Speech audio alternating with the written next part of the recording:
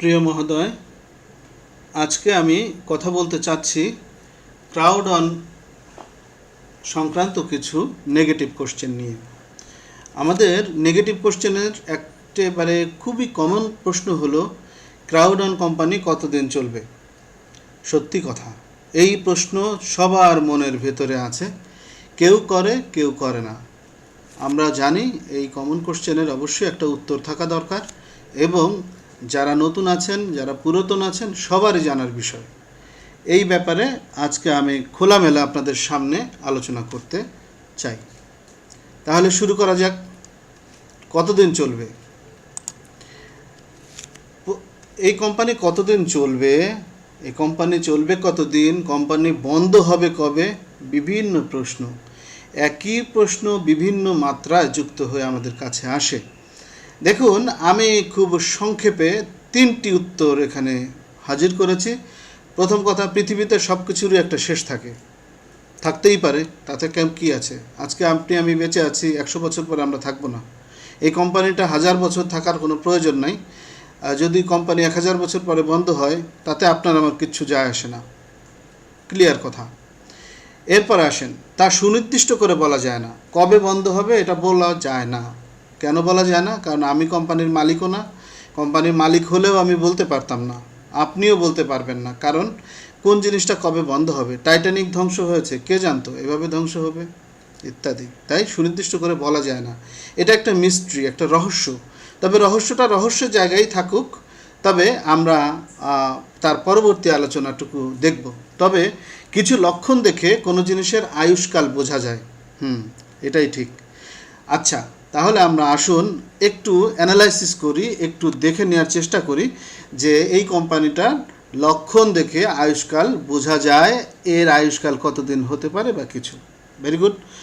আমরা এইবার একটা মহান সূত্র আবিষ্কার করছি, বা একটা গোল্ডেন সূত্র, গোল্ডেন রুলস। একটা সূত্র আছে, কোনো কোম্পানি যদি আয় থেকে ব্যয় বেশি হয় তখন বুঝতে হবে এটা আর চলবে না।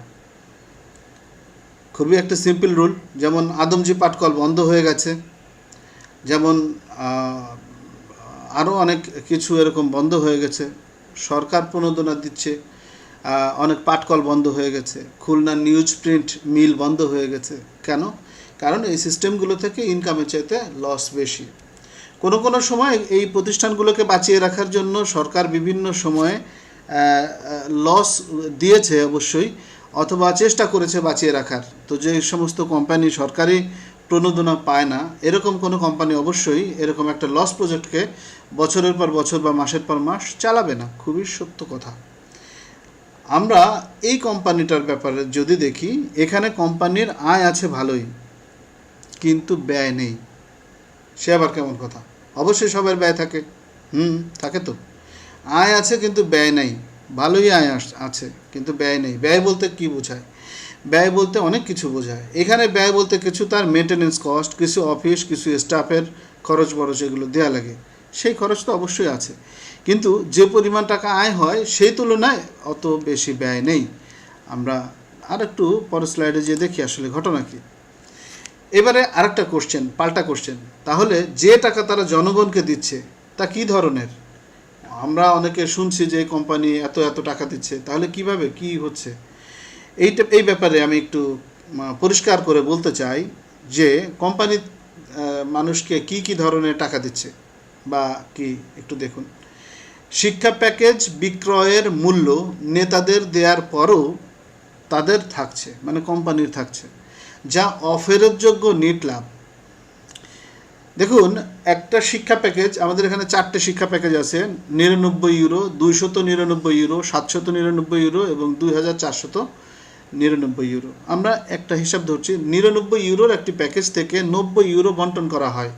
এটা বিভি ভ্যালুতে দেওয়া হয়। যারা আপনারা এই জাতীয় বিজনেসের সাথে যুক্ত আছেন, আপনারা জানেন যে বিভিটা কি, বিজনেস ভলিউম। এইটাকে হিসাব করেই এই ক্যালকুলেশনটা করা হয়। আর 10 ইউরো আগে থেকে সরিয়ে রাখা হয়। এই 90 ইউরো থেকেও কিছু তাদের কাছে থেকে যায়, বন্টনের পরেও থাকে। যারা বাইনারি ও জেনারেশনের হিসাব করতে পারেন তারা জানেন যে 90% মতো সর্বোচ্চ এখানে খরচ হয়। তাহলে কি হচ্ছে? শিক্ষা প্যাকেজ বিক্রি হচ্ছে। এই প্যাকেজের উৎপাদন খরচ বলতে গেলে অলমোস্ট নাথিং, কারণ একবারই এই ভিডিওগুলোকে শ্যুট করা হয়েছে, সার্ভারে রাখা হয়েছে, সার্ভারের মেনটেন্যান্স কিছু কস্ট আছে, এটা ঠিক। তবে একটা কপি করে দিতে কিন্তু তাদের এই প্রোডাক্টটা হ্যান্ডওভার করতে বিশেষ কোনো খরচ নেই। তাহলে কি হচ্ছে ঘটনা, যেহেতু একটা ডিজিটাল প্রোডাক্ট, সেকেন্ডের ভিতরে একটা কপি তৈরি হয়ে যাচ্ছে, তাহলে এই প্রোডাক্টটার উৎপাদন খরচ আমি ধরে নিলাম যে অলমোস্ট নাথিং, কিন্তু বিক্রি হচ্ছে। এই আবার কেমন কথা? হ্যাঁ ভাই, এখন তো অনেক কিছুই বিক্রি হয়। আপনি যে ইন্টারনেটটা কিনছেন, এটা কিনতে সরকার তো এই কোম্পানিদেরকে ফ্রি দিয়েছে, এরা যে এটা সার্ভিস করছে এই জন্য তারা টাকা নিচ্ছে, তাতে তাদের লাভও হচ্ছে ইত্যাদি। এরকম বহু কিছু আছে, ফ্রি জিনিস কিন্তু আমরা কিনছি। খাবার পানির কথাই ধরি, ভূগর্ভস্থ পানি অথবা নদীর পানি, এটার বিশেষ কোনো মূল্য নাই। এটা যখন বোতলজাত হচ্ছে এবং পরিশোধন হয়ে যখন চলে আসছে, তখন আমরা কিনে খাচ্ছি, তখন দাম হচ্ছে তার 15 টাকা এক বোতল ইত্যাদি। তো এখানে 99 ইউরোর একটা প্যাকেজ যখন বিক্রি হচ্ছে, তখন গ্রাহক শিক্ষা প্যাকেজটা বুঝে পাচ্ছেন, তিনি তো ঠকলেন না, ভালো কথা। এই সেলস পাইপলাইনে যারা অবদান রাখলেন তাদের ভিতরে এই 90 ইউরো বন্টন করে দিচ্ছে কোম্পানি, ভালো, খুব ভালো। কিন্তু যিনি কিনছেন তিনি প্রোডাক্টটাও পেলেন, আবার ইনকামের একটা অপরচুনিটি পেলেন। সেই ইনকামের অপরচুনিটির আলোচনা আমরা যাব না, আমরা মূল আলোচনা যাব যে কোম্পানির এখানে রিস্ক ফ্যাক্টরটা কী। সে যে 90 টাকা যদি সবটাও দিয়ে দেয়, তাতেও তো কোম্পানির কোনো লস নেই, কারণ সে অলরেডি 10 টাকা সরিয়ে রেখেছে। এবারে আসেন, কোম্পানি আর কি কি খরচ করে। কোম্পানি অন্য অন্য উৎস থেকে অর্জিত লাভের টাকা এটা খরচ করে, মানে এটা আমাদেরকে দিয়ে দেয়। যেমন প্রতি মাসের 15 তারিখ নেতাদেরকে প্রদান করা হয় লাভের টাকার 40%। হ্যাঁ, লাভের টাকার 40%। তো লাভের টাকা 40% দিয়ে এত খুবই সহজ, কিন্তু যদি বলা হতো যে মূল টাকার 40%, যে আপনি 199 ইউরোর একটা প্যাকেজ কিনেছেন, আপনাকে প্রতি মাসে আমি 40% দিব, এইটা পারতো না কেউ দিতে, এই কোম্পানি না, অন্য কোনো কোম্পানিও দিতে পারতো না। কিন্তু কি করছে দেখেন, আমি একটা প্যাকেজ বিক্রি করলাম বা দুটো প্যাকেজ বিক্রি করলাম, আমি নেতা হলাম, এখানে একটা প্রশ্ন থাকে যে কোন নেতাকে দেবে। আমাদের লেভেলের উপরে যে বোনাস সিস্টেমের আলোচনা আছে, ওইটাই আপনারা উত্তরটা পাবেন। নেতা হতে গেলে কি করতে হয়, অবশ্যই বিক্রি করে নেতা হতে হয়।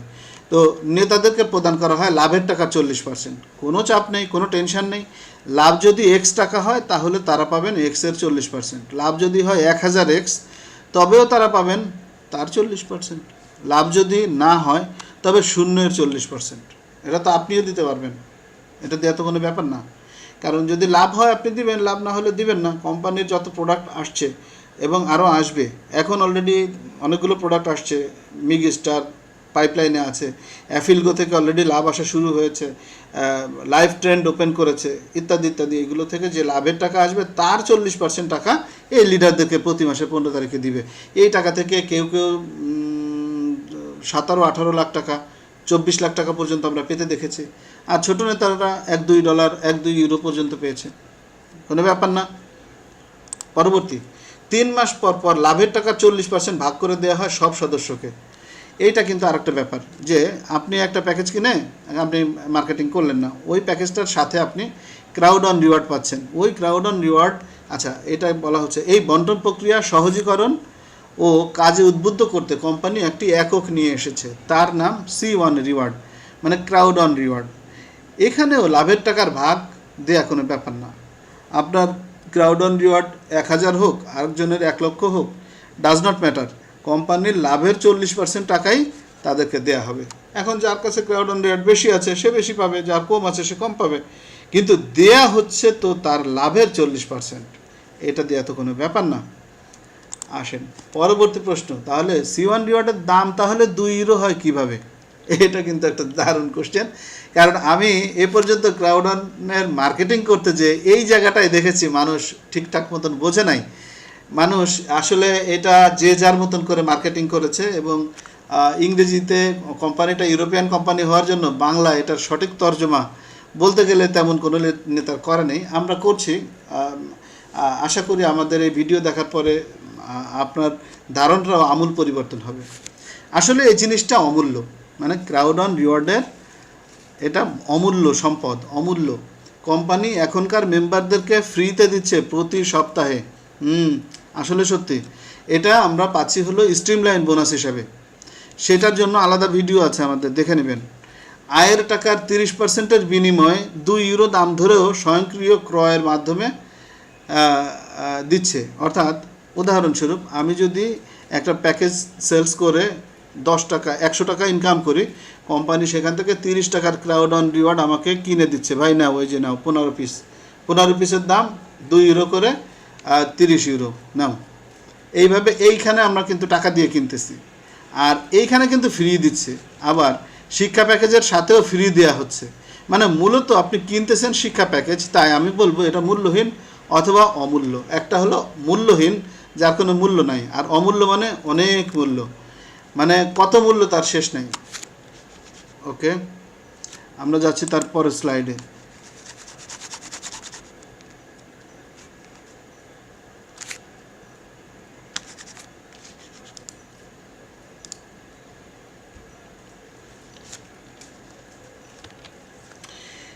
এবার আসে যাক, অনেক প্রশ্ন, আরও অনেকগুলো প্রশ্ন হলো।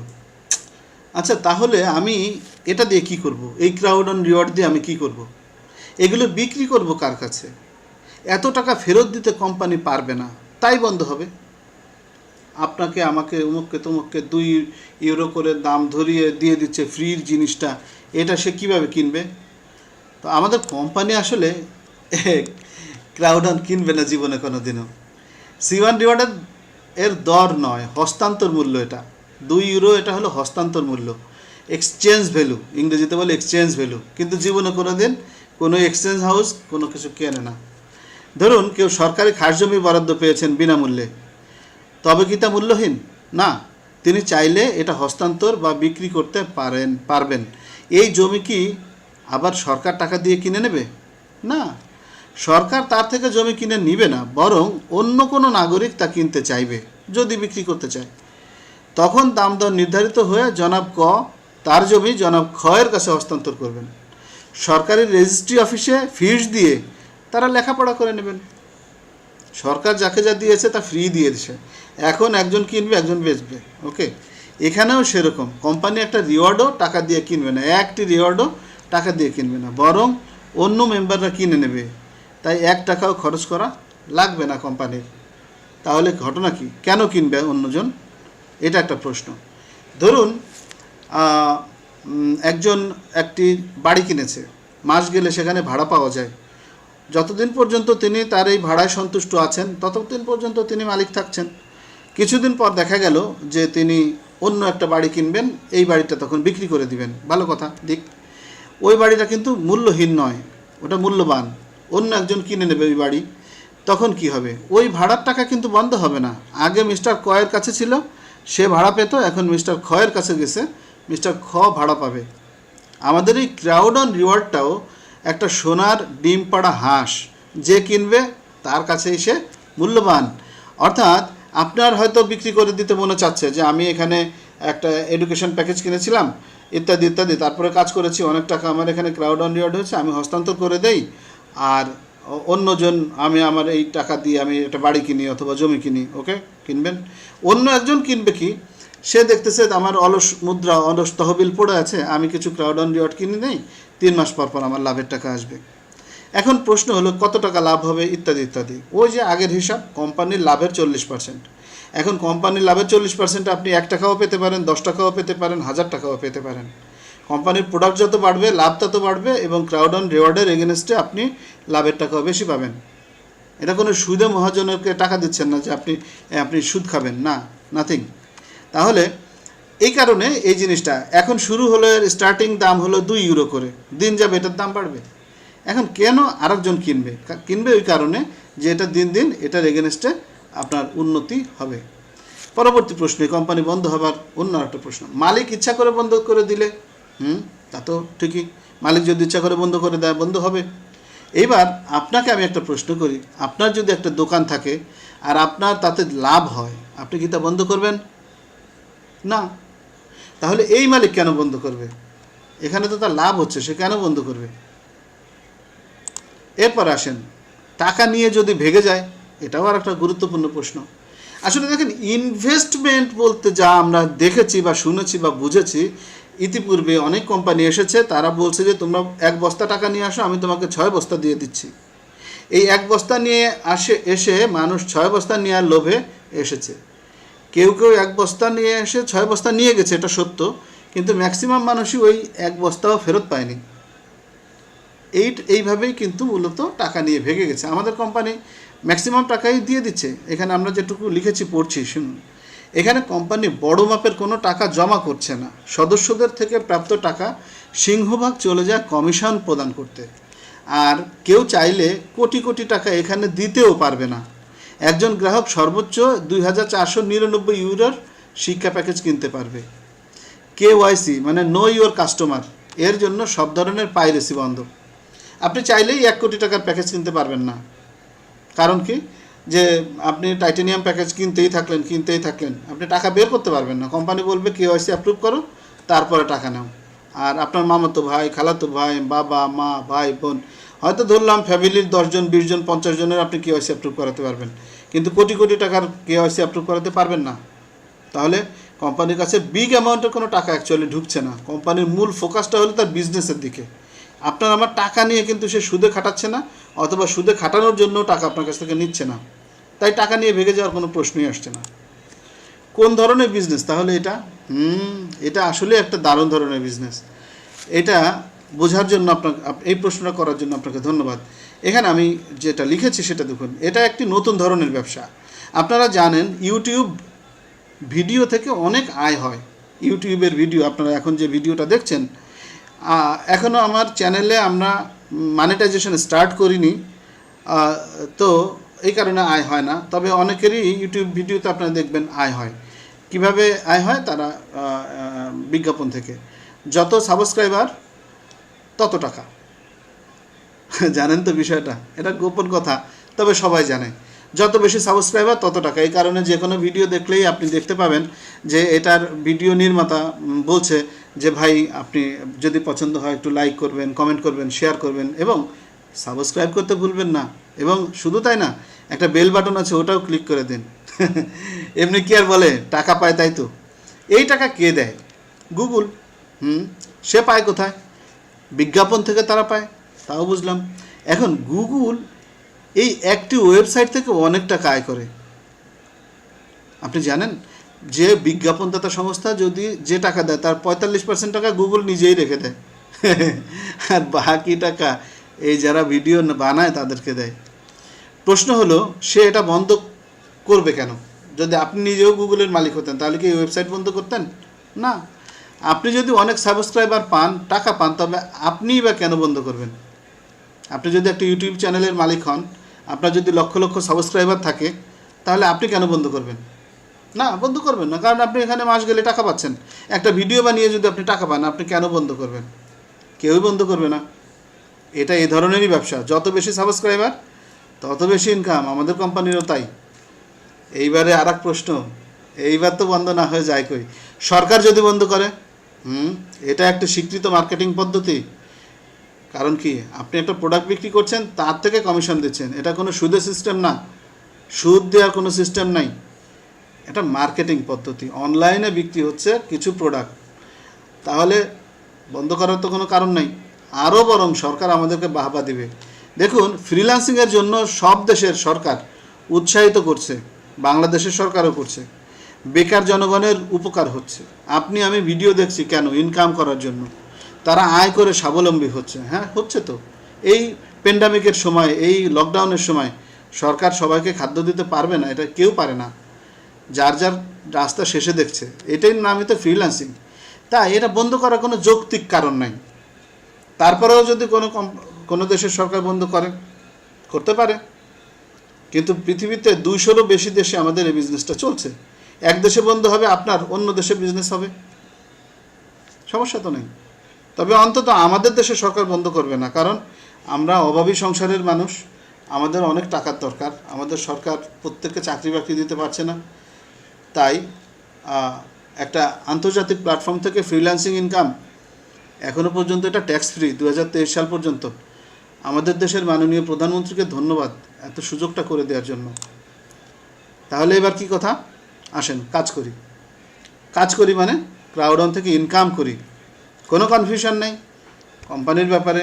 আশা করি সব কিছু বুঝতে পেরেছেন। তারপরেও যদি কোনো কোশ্চেন থাকে অবশ্যই ধন্যবাদ, ওয়েলকাম। আমাদের বিভিন্ন এডুকেশন ভিডিও আছে, সেইগুলো দেখতে থাকুন। নিজের আইডিয়াটাকে ক্লিয়ার করুন এবং লেগে পড়ুন কাজে। দেরি যত করবেন আপনারই লস। আমাদের এই ভিডিওটা চমৎকার আন্তরিকতার সাথে দেখার জন্য অনেক অনেক ধন্যবাদ।